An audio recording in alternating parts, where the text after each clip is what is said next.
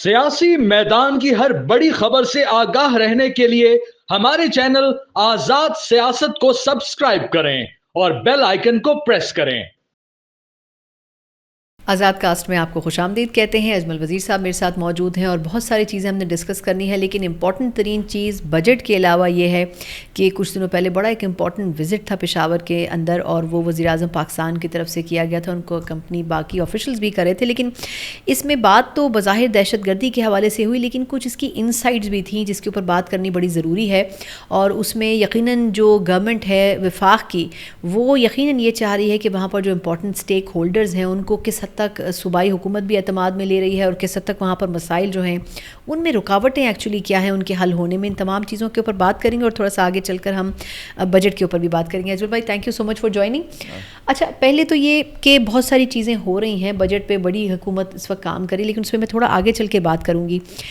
पाकिस्तान और इंडिया का जो फेज़ हुआ उसके बाद लग रहा है कि पाकिस्तान बड़ा एफर्टलेसली काम करना चाह रहा है टेररिज्म के हवाले से। अब उसमें बलूचिस्तान और केपी दोनों जगह टेररिज्म का मसला है, लेकिन ये जो केपी में भी रीसेंट विज़िट हुआ है, आपके ख्याल में सिर्फ दहशतगर्दी बुनियादी मकसद था या हुकूमत और भी कुछ चीज़ों को समझना और उनके ऊपर इम्प्लीमेंटेशन चाह रही थी, जिसके लिए प्राइम मिनिस्टर साहब को खुद जाना पड़ा कबायली जिरगे से बात करने के लिए?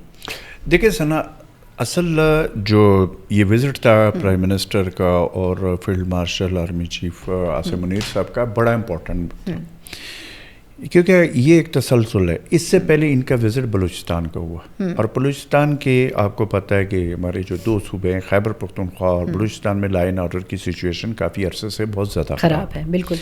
अच्छा, अब इसमें जो पेशावर का था उसमें वहाँ पे एक तो अगर पॉलिटिकल साइड आप देख लें तो डेफिनेटली वहाँ के चीफ मिनिस्टर भी उनके साथ मौजूद थे, वो भी स्टेज पर मौजूद थे, गवर्नर भी मौजूद थे और अपना जो हमारे फील्ड मार्शल साहब हैं वो भी वज़ीर-ए-आज़म के साथ मौजूद थे स्टेज पे। अच्छा, वहाँ पे ज़ाहिर वो कबायली इलाकों से लोगों को बुलाया गया था, जो मशरान हैं वो सारे वहाँ पे आंसर क्वेश्चन सेशन भी हुआ और काफ़ी चीज़ें डिस्कस हुई। अब उस पूरी तफसील से में जाने से ज़्यादा बेहतर ये होगा कि हम उन चीज़ों पे बात करें कि जहाँ पे इस वक्त वहाँ काम करने की ज़रूरत है। अब देखिए, पहली बात तो ये है कि जो ट्राइबल डिस्ट्रिक्ट का मर्ज है, ये प्राइम मिनिस्टर ने अपने तकरीर में भी कहा है कि NFC के हवाले से हम मीटिंग बुलाएंगे और उन्होंने जो बात की कि वॉर ऑन टेरर के हवाले से जो पैसे हम दे रहे हैं खैबर पख्तूनख्वा को, जो पिछले पता नहीं कि 2010 से दे रहे हैं, हाँ 2010 से दे रहे, जितनी भी बातें हमारे आर्मी चीफ और फील्ड मार्शल आर्मी चीफ ने जो आसिम मुनीर साहब ने वहाँ पे किए जरगे से मुखातब होकर, वो बड़ी टू द पॉइंट थे, लोगों की बातों का जवाब भी दिया गया। वो पॉलिटिकल बात नहीं थी, सीधी बात थी, स्ट्रेट फॉरवर्ड बात थी। जो सवाल किए गए उनके जवाब उसमें मुख्तलिफ चीज़ें डिस्कस हुई है जो वहाँ के सिचुएशन। अब ये इम्पोर्टेंट है, लेकिन मैं कहता हूँ कि ये इसका तसलसल होना चाहिए। जब तक खैबर पख्तूनख्वा के हालात ऐसे हैं, ये विजिट्स कम से कम महीने में ऑन एंड ऑफ होने चाहिए। उसकी वजह यह है कि और ये जरगे भी होने चाहिए, लोगों को भी बुलाना चाहिए। कभी अगर आपने मुशरान को बुलाया तो अब आप वहाँ के यूथ को भी बुलाएं, वहाँ पे लोग हैं, MPs हैं, फिर उनको मुख्तलिफ मकातब फ़िक्र जो हमारे मजहबी तबका है, उलमाए हमारे, उनको भी बुलाएं, सबको अलग-अलग बुलाएं। वहाँ के ये जो तसलसल है, जब तक आप डायलॉग नहीं करते, जब आप एक दूसरे की बात ही नहीं सुनते, तो फिर तो गलतफहमियां पैदा हो जाती है। बिल्कुल। तो मेरे ख्याल में कि इन दौरों की तसलसल जो प्राइम मिनिस्टर ने शुरू की है और उसके साथ जरूरी है कि फील्ड मार्शल साहब मौजूद हो, जिस तरह वो दो जगहों पे बलूचिस्तान हो रही है, इनका तसलसल होना चाहिए और लोगों ताकि लोगों को ओनरशिप भी मिले। अच्छा, इसमें एक पहलू और भी, वो ये कि अभी ये जो टेररिज्म की पूरी एक वेव है, केपी बड़ा इफेक्टेड है और देखें जो भारत के साथ हमने किया, इसमें सवाल ही पैदा नहीं होता कि वो उसका जो रिस्पॉन्स है वो ना दे, क्योंकि पॉडकास्ट का वक्त थोड़ा सा महदूद है, ख़त्म हो रहा है। मुझे आखिर में ये फरमाइएगा कि आपके ख्याल में गवर्नमेंट तो संजीदा है, फ़ौज भी संजीदा है, लेकिन टेररिज्म को ख़त्म करने के लिए केपी गवर्नमेंट कितनी संजीदा है? क्योंकि जो फ़ंड्स की बात है, वफाक तो ये काफ़ी टाइम से कह रहा है कि जी हम तो सालों से फ़ंड्स दे रहे हैं, कहाँ जा रहे हैं ये पता नहीं चल रहा।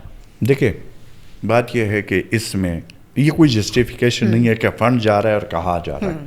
نیب کا ادارہ ہے, موجود ہے, انڈیپینڈنٹ ادارہ ہے, انویسٹیگیٹ ہونا چاہیے, بالکل انویسٹیگیٹ کر لے.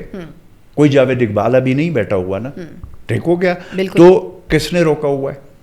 ان کو نظر نہیں آتا وہاں کے اگر کرپشن کے اتنے بڑے بڑے اسکیم جو ہمیں آئے روز ملتے ہیں دیکھنے کو, سننے کو, تو اس کے اوپر کس نے ایکشن لینا؟ میں نے اور آپ نے لینا. تو انہوں نے لینا ہے جو اس کی تنخواہ لے رہے, جن کی یہ ڈیوٹی ہے.